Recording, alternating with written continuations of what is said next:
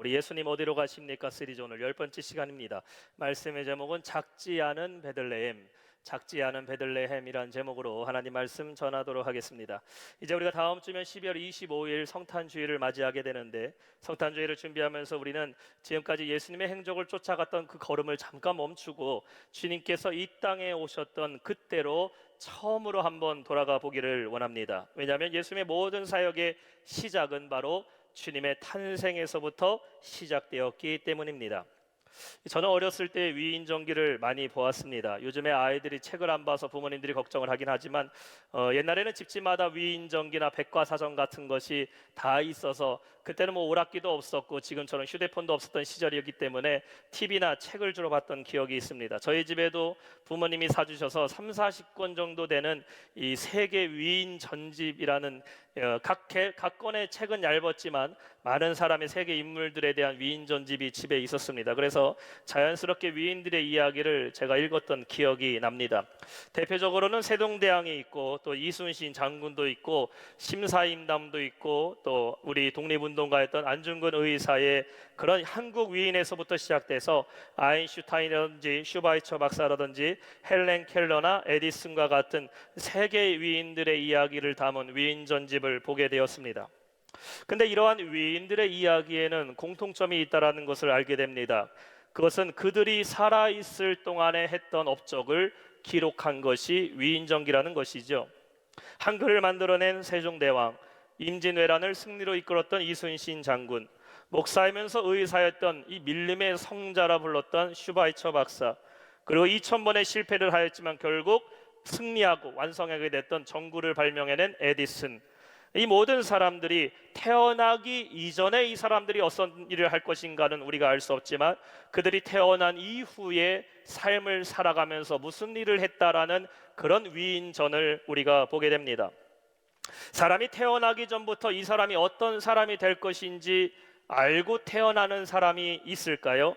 물론 모든 부모님은 우리 아이가 태어날 때에, 아이를 뱃속에 가질 때에 기도합니다. 하나님, 우리 아이가 세계적인 인물이 되게 해주세요. 하나님, 이 아이가 위대한 인생 살아가게 해달라고 부모님은 기도하지만 사실 그 아이가 태어나기 이전에는 어떠한 인생을 살아갈지, 어떠한 삶을 살아가게 될지는 아무도 알지 못합니다. 위인들의 삶도 가만히 보면은 가난한 집에서 태어난 사람도 있고 부유한 집에 태어난 사람도 있는 것을 보게 되고, 왕으로 태어난 사람이 있는가 하면 어떤 사람은 태어나 보니 천민의 집에서 자란 사람들도 있더라고요. 태어날 때의 다양한 환경과 다양한 모습으로 사람들이 태어났지만 그 사람이 어떻게 살아갔는지, 그 살아온 업적들로 인해서 이 사람이 위인이 될 수도 있고 때로는 악인도 될 수 있다라는 것입니다. 근데 성경을 보게 되니까 한 사람이 나오게 되는데, 이 사람은 이미 태어나기도 전에 수백 년 전부터 앞으로 이 사람이 이 땅에 오게 되면 어떠한 일을 하게 될 것인지, 그리고 어떠한 목적으로 오게 될 것이고 어떠한 업적을 이루게 될 것인지에 대해서 말씀하고 있는 한 인물이 등장하게 되는데, 그 사람이 바로 누구일까요? 예수 그리스도입니다. 예수님은 탄생하시기도 전에 주님은 어디서 탄생하실 것이고, 주님은 이 땅에 오셔서 아무 일도 하시기 이전에 이미 그분은 어떠한 일을 하실 것이고, 더 나아가 이미 태어나지도 않은 그분이 어떻게 죽게 될 것인지도 예언되었다라는 것입니다. 이 성경적 사실로 볼 때에 우리가 예수님을 말하면 무슨 세계 3대 성인 중에 한 사람이다, 혹은 여러분 집에 있는 위인전기 속에 들어간 한 사람의 위인이라고 얘기하는 것이 아니라, 우리 예수님은 이미 창세 전부터 우리에게 약속되신 주님이시며, 주님은 이 땅에 오실 때에 분명한 목적과 사명을 이루시기 위해서 오신 분이심을 믿어야 될 줄 믿습니다. 이사야서 9장 6절에는 이렇게 말하고 있죠. 이는 한 아기가 우리에게서 낳고 한 아들을 우리에게 주신 바 되었는데 그 어깨에는 정사를 메었고 그 이름은 기묘자라 모사라 전능하신 하나님이라 영존하시는 아버지라 평강의 왕이라 할 것임이라. 영어 성경 보니까요, 그 앞구절을 이렇게 말합니다. For to us a child is born. 우리를 위하여 아기가 태어났다. 그 다음 말합니다. To us a son is giving. 우리를 위하여 그 아들을 주신 바 됐다라고 말씀하고 있어요. 주님이 이 땅에 오신 목적, 우리 예수님이 이 땅에 오신 목적은 누구를 위해 오셨다? 예수님 자신을 위해 오신 것도 아니고 한 나라를 위해 온 것도 아니라, 우리 예수님은 저와 여러분을 위해서 이 땅에 오신 분이심을 믿으시기 바랍니다. 주님의 그 탄생에는 분명한 목적이 있는데 우리를 향한 목적이 있다라는 것이죠.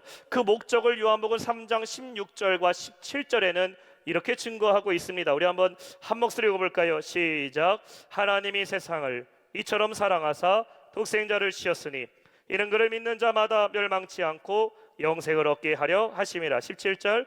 하나님이 그 아들을 세상에 보내신 것은 세상을 심판하려 하심이 아니요 그로 말미암아 세상이 뭘 어떻게 구원을 받게 하려 하심이라. 따라합시다. 구원을 받게 하려 하심이라. 그렇죠. 예수님은 세상을 구원하시기 위해 오셨습니다. 그래서 우리가 성탄절이라는 것은 우리를 위해 이 땅에 오신 그 예수님을 우리가 다시 한번 묵상하는 그 시간이면서 동시에 나를 구원하러 오신 예수님, 한 번 더 따라해 볼까요? 나를 구원하러 오신 예수님. 그렇습니다. 예수님은 나를 구원하러 오신 그 예수님을 우리 마음에 모시고 영접하고 주님이 행하셨던 사역들 있잖아요. 우리를 구원하시고 위로하시고 병든 자를 고치시고 상한 자를 치유하시고 회복하심을 얻는 이번 성탄절 되시기를 주님의 이름으로 축원합니다. 그래서 우리가 성탄절이 되면은 사람들하고 어떻게 인사합니까? 메리 크리스마스라고 인사를 하죠. 한번 옆에 분들과 인사하실 때에 메리 크리스마스 한번 인사해 봅시다. 메리 크리스마스, 메리 크리스마스. 미리 크리스마스 말고 메리 크리스마스. 이 말 뜻이 뭘까요? 메리라는 말은 즐겁다, 행복하다라는 말이에요. 크리스라는 말은 크라이스트를 얘기하고 있죠. 예수님이죠. 마스라는 말은 미사합니다. 예배하다. 메리 크리스마스. 다시 말해 우리를 위해 이 땅에 오신 예수 그리스도를 기쁨으로 찬양합니다. 기쁨으로 예배합니다가 메리 크리스마스예요. 오늘 우리는 말씀을 통해 예수님은 작은 베들레헴에서 태어나셨지만 결코 말씀을 통해 보니까 그곳은 결코 작지 않은 아주 크고 놀라운 우리 예수님을 탄생하게 했던 장소가 되었던 것 같이 이번 성탄절 우리가 맞이해서 우리의 삶에도 예수님을 모심으로 말미암아 큰 은혜를 경험하는 삶을 사시기를 주님의 이름으로 축원합니다. 오늘 말씀의 첫 번째는 다스릴 자가 있는 곳입니다. 2절에 말씀합니다. 베들레헴 에브라다야 너는 유다 족속 중에 작을지라도 이스라엘을 다스릴 자가 내게로 나올 것이니라. 그의 근본은 상고에 영원에 있느니라. 아멘.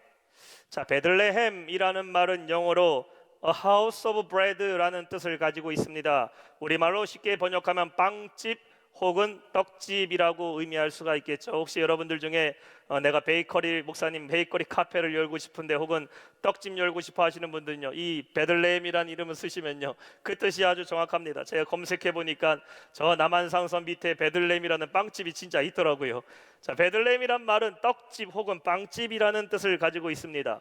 수도인 예루살렘에서 약 북서쪽에 10km 정도밖에 떨어지지 않는 해발 700에서 800m 고지에 있는 작은 마을이 바로 베들레헴입니다. 베들레헴에서 뭐가 유명했냐면 올리브와 또한 밀과 보리가 유명했기 때문에 그 작은 마을에 살고 있던 사람들은 올리브와 곡식가루를 가지고 뭘 만드니까 빵을 만들었겠죠. 예수님 당시에 베들레헴의 사람들이 얼마나 살고 있었을까? 그 당시에 예루살렘은 10만 명이 넘는 사람들이 살고 있는 큰 수도였다면은 베들레헴은 500에서 1000명이 안 되는 사람들이 살고 있는 작은 읍이나 촌과 같은 동네였다라는 것입니다. 이 촌 사람들이요 빵을 만들기 시작하는데 자기들 먹으려고 만드는 게 아니죠. 베들레헴 가까이 10km밖에 되지 않은 곳에 공급하기 위해서 베들레헴은 다시 말해 예루살렘을 위한 빵을 만들던 동네였다. 그렇기 때문에 A house of bread, 빵집이라는 별명을 갖고 있는 작은 동네입니다. 당연히 대부분의 사람들은 농사를 짓는 사람들이고 가난하고 별 볼 일 없는 평범한 사람들이 살던 동네가 베들레헴이었다라는 것이죠. 그런데 그곳이 오늘날 하루아침에 아주 유명한 명소가 되어버렸습니다. 빵이 너무 맛있어서 맛있는 빵집 때문에 유명한 동네가 된 것이 아니라 이곳에 누가 태어났냐면 왕이 태어났다라는 것이죠. 어떤 왕이었냐면은 이스라엘 당시에 가장 훌륭한 왕, 이스라엘 역대 왕 중에 이 왕만큼은 아무도 따라가지 못하는 그 왕이었던 다윗이 태어난 곳이 바로 베들레헴입니다. 그래서 오늘 본문의 베들레헴에서 누가 나온다고 말씀하고 있습니까? 한 다스릴 자가 나올 것이라고 말씀하고 있는 것입니다. 히브리어로 마샬이라는 말이 영어로는 룰러입니다. 다스리는 사람, 통치하는 사람이에요. 여러분, 예수님이 이 땅에 오신 목적이 무엇일까? 우리 예수님은 섬기셨어요. 병든 자를 고치셨어요. 소외받는 자들을 외면치 않으셨어요. 주님은 하늘나라의 복음을 전하셨어요. 주님은 기도하셨어요. 우리 주님이 많은 사역들을 감당하셨지만 주님이 궁극적으로 이 땅에 오실 그 주님의 위치는 무엇이냐? 주님은 우리를 다스리는 자로 오셨음을 믿으시기 바랍니다. 우리 예수님은 이스라엘 정도 다스리는 분이 아니시라, 저 유대인들만 다스리는 분이 아니라 우리 예수님은 온 세상을, 모든 사람을 다스리는 왕으로 오신 주님이심을 믿으시기 바랍니다. 그렇다면 예수님이 다스리는 자로 오셨다라는 것이 우리에게 어떠한 의미를 주고 있습니까? 예수님이 다스리신다라는 것은 주님께서 우리를 보호하신다라는 것이에요. 우리를 주님께서 인도하신다라는 겁니다. 내 삶은 나의 통치가 아니라, 세상의 통치가 아니라 주님의 통치를 받고 살아간다라는 것이에요. 여러분, 내가 예수님을 구주로 영접했을 때 여러분 어떻게 고백하셨어요? 처음 예수 믿었을 때 어떻게 고백했습니까? 예수님, 주님을 나의 구주로 모시겠습니다 라고 우리가 고백합니다. 영어로는 You are my Lord, 주님 당신이 내 구주이십니다. 우리는 고백합니다. 찬양할 때 구주라고 고백합니다. 찬양할 때 주님이라고 고백해요. 이 모든 것은 다 무엇을 포함해요? 주님이 나의 주인이십니다. 주님이 나를 다스리신다라는 것이죠. 초대교회 때에 이 Lord, 주인이라는 말은요, 누구에게만 쓸 수 있는 말이었는가? 로마 황제에게만 쓰는 말이었어요. 근데 초대교회 성도들은 예수님을 나의 구주로 고백하게 됩니다. 이 고백 한마디 때문에 그들은 로마로 핍박을 받았어요. 로마에서 시대에서는 나의 주라는 것은 오직 시저, 황제 한 명밖에 없는데 예수 믿는 사람들은 나의 주가 예수님이라고 말하니 국가적으로 볼 때는 그들이 반역자가 되었다라는 것이죠. 그러나 초대교회 성도들 끝까지 주님이 나의 주님이십니다라는 이 고백을 포기하지 않았어요. 죽음 앞에서도 주님만 내 주님이라고 고백했습니다. 왜 그렇습니까? 오직 예수님만이 나의 영혼을 책임질 수 있는 분이시기 때문이에요. 오늘 여러분의 삶의 주인은 누구십니까? 여러분은 누구의 통치를 받고 살고 계셔요? 누가 여러분의 삶을 주관하고 계십니까? 우리 가정을 다스리는 사람, 내가 갖고 있는 소유를 다스리는 사람, 내 일터와 직장을 다스리고 있는 그 주인이 누굽니까? 세상에서는 물질의 다스림을 받아요. 힘과 권력의 다스림을 받고 살아갑니다. 그러나 우리는 예수님의 다스림을 받고 살아야 될 줄 믿습니다. 우리 예수님 모든 죄의 권세를 다 끊으시고 우리를 인도하시고 다스리는 분이시라는 것이죠. 그 예수님이 오늘 이 작은 베들레헴에서 태어나셨습니다. 오늘 여러분의 삶이 주님이 다스릴 때에 아무리 내 삶은 연약하고 보잘것없고 부족한 삶이라 할지라도 주님께서 다스리면은 주님께서 여러분의 삶을 통치하시고 세워주실 줄로 믿습니다. 오늘 2절 후반절에는 말하고 있어요. 그의 근본은 상고의 영원에 있느니라. 우리 예수님이 갑자기 나타나셔서 우리를 다스리기 시작했다라는 것이 아닙니다. 힘과 권력이 있어서 다스리는 자들로부터 그 힘을 빼앗아갔다는 얘기도 아니에요. 우리 예수님은 상고에서부터 시작되다. 상고라는 말은 참 어려운 말이죠. 영어로는 ancient old입니다. 아주 시대를 알 수 없는 저 옛날에서부터 eternal life, 영원까지 주님께서 우리를 다스려 주신다라는 것이죠. 한 나라의 왕도 다스리는 시대가 있어요. 중국의 역사를 보면 진나라도 있고 원나라도 있고 여러 나라들이 있습니다. 마치 그 황제가 세상을 영원히 통치할 것 같지만 그 사람의 수명이 끝나면 나라도 사라져버리는 겁니다. 아무리 훌륭한 대통령이라 할지라도 임기라는 게 있어요. 다 모든 다스림에는 정한 시간이 있습니다. 그러나 우리 예수님은 태초에서부터 지금까지 영원토록 우리를 다스리시는 주님이심을 믿으시기 바랍니다. 그 말은 주님이 여러분을 언제까지 책임진다? 끝까지 책임지신다라는 거예요. 오늘 하루만 주님이 날 책임지는 것이 아니라, 내년만 주님이 나를 책임지시는 것이 아니라, 아니 이 땅에서 살아가는 내 호흡하는 그날까지만 주님이 책임지시는 것이 아니라, 우리는 죽음 이후에도 저 영원한 천국에서 주님이 여러분을 책임지고 계심을 믿으시기 바랍니다. 누구에게 여러분의 삶을 맡기시겠냐라는 것이에요. 여러분 안에 이 고백이 있어야 돼요. 주님, 나를 다스려 주옵소서. 한번 손을 가슴에 모으고 고백합시다. 예수님, 나를 다스려 주옵소서. 나를 다스려 주옵소서. 주님, 우리 가정도 좀 다스려 주시고, 내 인생도 다스려 주시고, 우리 꿈없는 자녀들도 다스려 주시고, 내 삶과 일터도 주님 다스려 주옵소서. 주님이 다스리시면 그곳이 천국이 됨을 믿으시기 바랍니다. 오직 주님만을 모시고 주님의 다스리심 가운데 보호함을 받는 성도가 되시기를 주님의 이름으로 축원합니다. 두 번째는 돌보는 자가 있는 곳입니다. 4절 말씀이에요. 우리 한번 한 목소리 읽어볼까요? 시작. 그가 여호와의 능력과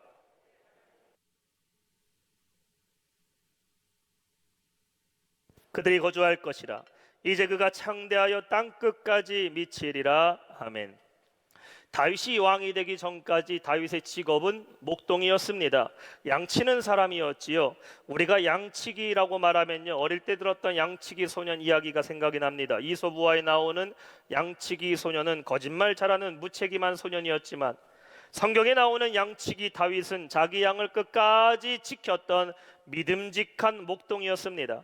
그가 사울왕 앞에서 내가 어린 시절 어떻게 양을 쳤는지에 대해서 이야기를 하게 되는데, 사무엘상 17장 34절과 35절의 말씀에 보면 이렇게 말합니다. 다윗이 사울에게 말하되 주의 종이 아버지의 양을 지킬 때에 사자나 곰이 와서 양떼에서 새끼를 물어가면 내가 따라가서 그것을 치고 그 입에서 새끼를 건져내었고, 그것이 일어나 나를 해하려고 하면 내가 그 수염을 잡고 그것을 쳐 죽였나이다. 보통의 양치기라면은 맹수, 사자와 곰이 나타나게 되면 자연스럽게 도망가게 됩니다. 들개 정도야 내쫓을 수가 있겠죠. 그러나 내가 이길 수 없는 상대를 만나게 되면 내 목숨부터 살아가기 때문에 양들 버려두고 도망가는 것이 일반적 양치기의 모습입니다. 그런데 다윗은 자기 양을 두고 도망가지 않았다라는 것이죠. 끝까지 내가 싸웠다라는 것입니다. 심지어 사자와 곰이 내 양의 새끼 하나 물어가기만 하면, 보통의 맹수가 이미 딱 물었으면요, 아이고 저거 하나 보내게 되네, 나머지 양들 지켰을 텐데, 다윗은 그렇지 않았다라는 것이에요. 사자와 곰을 향해 달려가서 그 입을 벌리고 내 새끼 내 양을 끌어당긴 다음에 그 짐승을 잡았다라는 것입니다. 여러분, 이러한 다윗과 같은 목자가 여러분 곁에 있으면요, 얼마나 든든하시겠어요. 여러분이 문제를 만날 때에, 위기를 만날 때에 누군가 나타나서 대신 싸워줍니다. 그 적을 물려치울 수 있는 사람이 내 곁에 있으면요, 천군만마 얻은 것처럼 무서울 것도 없고 두려울 것도 없습니다. 남편도 아내를 보면 이래요. 운전하다가 아내가 대신 싸워줄 때가 있습니다. 누가 운전 잘못했는데 화가 나는데 아내가 옆에서 대신 싸워준다? 그러면 남편이 힘이 나요. 아내도 마찬가지예요. 무서운 시누이, 무서운 시어머니 앞에서 내 편 들어줘요, 내 칭찬해주는 것만으로도 그런 남편 두면요, 아내가 힘이 납니다. 그런데 내가 손해보고 내가 잃어버렸던 것들 끝까지 지켜주고 찾아오고 결국은 돌아오게 하는 사람 내 곁에 있으면요, 그 사람과 평생 같이 하고 싶어요. 우리 크게 아멘 합시다. 목자 되심을 믿으십니까? 그러면 모든 것을 다 주님께 맡기세요. 양들은 풀목을 걱정하지 않습니다. 그건 목자가 걱정하는 거예요. 양들은 마실 물 어디 있나 걱정하지 않아요. 목자가 알아서 챙겨주는 겁니다. 오늘 4절에는 말씀하고 있어요. 그가 여호와의 능력과 그의 하나님 여호와의 이름의 위엄을 의지하고, 보세요, 서서 목축하니 그들이 거주할 것이라. 목자가 어떻게 목약한다고요? 서서 목축한대요. 영어 성경 보니까 He will stand and shepherd. 그는 서서 shepherd, 목양한다, 돌본다라는 것이에요. 시편 121편 4절에 말합니다. 이스라엘을 지키시는 이는 졸지도 아니하시고 주무시지도 아니하시리라. 서서 양을 지키는 목자는 한눈 팔지 않습니다. 서서 양을 지키는 목자는 실수하지도 않아요. 방심하지도 않습니다. 양의 일거수일투족을 다 보고 있는 거예요. 먹이를 잘 먹지 못하는 양에게는 목자가 부드러운 풀 끊어다가 양의 입에다 들여물면서 양을 먹입니다. 상처 입은 양에게는 거즈를 갖고 와서 그 양의 상처를 묶은 다음에 싸매줍니다. 잘못된 길로 가는 양은 올바른 길로 가라고 바른 길에 서고 인도하고, 어떤 양은 걷지도 못해요. 쓰러져 버린 그 양은 아예 품에 안고 어깨에 매면서 데려가는 것이 양떼를 서서 지키는 목자라는 것이에요. 여러분, 우리 예수님이 여러분을 그렇게 지켜보아심을 믿으시기 바랍니다. 그렇기 때문에 우리가 고백할 수 있는 거예요. 주는 나를 기르시는 목자여, 나는 주님의 귀한 어린 양이로다. 사랑하는 성도 여러분, 예수님이 여러분의 목자 되심을 믿으시기 바랍니다. 고와 같이 죄로 인해 버림받은 나를 목자 되신 예수님께서 불러주셨어요. 하나님의 자녀 삼아주셨어요. 여러분의 목자 되신 그 주님을 믿고 의지하시길 바랍니다. 양의 문제를 아시는 목자에게 여러분의 문제를 갖고 나가보세요. 우리 예수님은 다윗보다도 훨씬 더 믿음직한 목자세요. 주님께 여러분의 삶의 문제, 환경의 문제, 개인의 문제, 가정의 문제 다 맡기며 기도해보세요. 졸지도 않고 주무시지도 않고 서서 돌봐주시는 목자 되신 주님께서 우리의 모든 간구를 들어주시고 응답해 주실 줄로 믿습니다. 마지막 세 번째는 평강의 왕이 계신 곳입니다. 5절에 말씀합니다. 이 사람은 평강이 될 것이라. 아수르 사람이 우리 땅에 들어와서 우리 궁들을 밟을 때에는 우리가 7 목자와 8 군왕을 일으켜 그를 치리니. 자, 작은 도시 베들레헴이 어떤 도시가 됐어요? The City of Peace, 평강의 도시가 됐습니다. 왜냐하면 그곳에서 평강의 왕이 나타나셨기 때문이죠. 전쟁이 끝나는 곳이 바로 평화의 시작입니다. 우리나라도 보면 평화의 도시가 있더라고요. 평화의 도시, 우리나라 파주시라고 합니다. 저 경기도 파주. 6.25 전쟁이 끝나고 남북으로 나눠진 그 분단된 곳에 평화의 도시를 세웠어요. 파주의 임진각에 가보신 분이 계십니까? 임진각에 가보면요, 옛날에 신의주로 달렸던 그 철길이 그대로 남아져 있습니다. 그리고 거기에 보면은 총알로 구멍낸 기차가 하나가 있어요.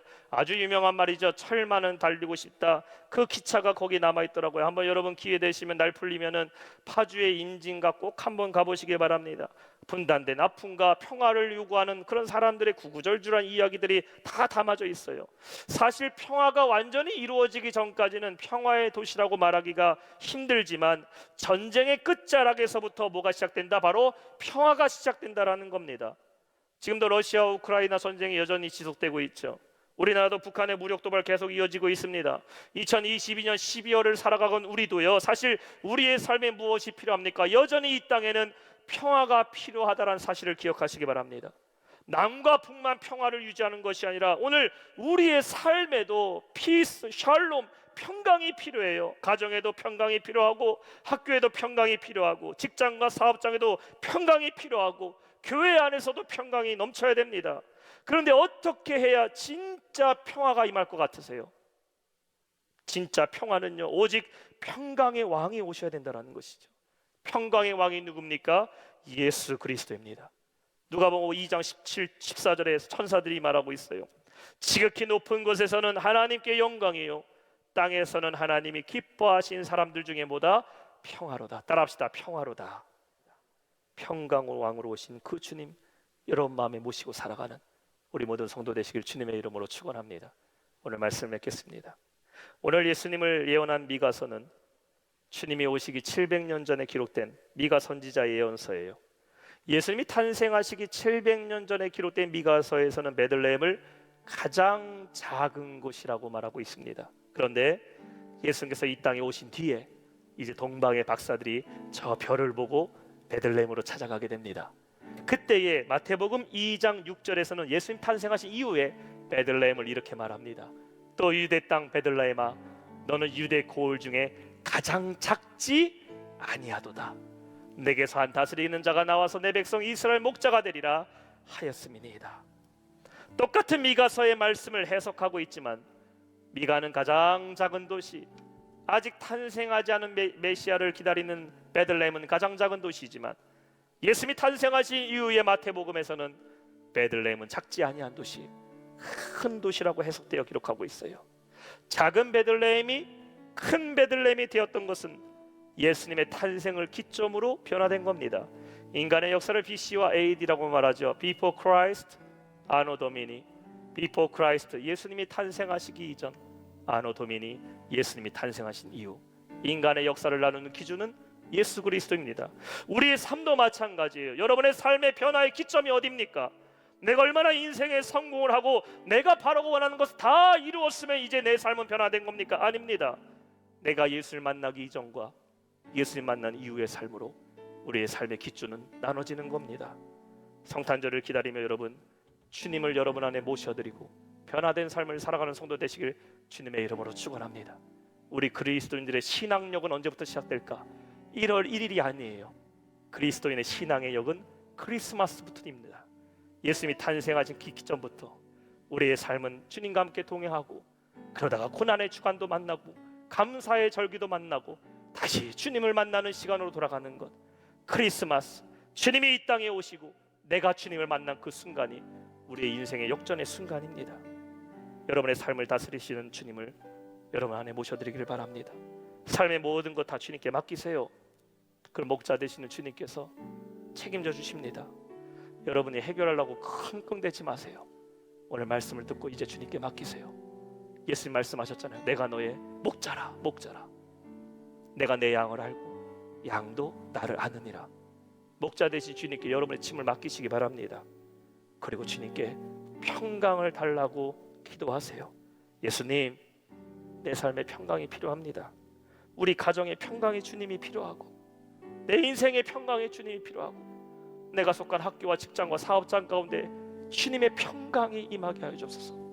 그리고 내가 하나님의 평강 가운데 살게 하여 주옵소서. 더 나아가 하나님 이 땅 가운데도 하나님의 평강이 임하게 하여 주옵소서.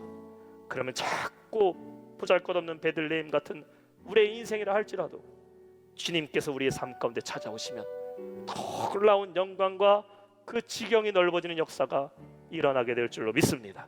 그러면 여러분은 더 이상 작지 않은 그리스도인, 작지 않은 큰 믿음의 사람으로 살아가게 될 줄 믿습니다. 이 놀라운 말씀의 증거로 살아가는 우리 모든 성도 되시길 주님의 이름으로 축원합니다.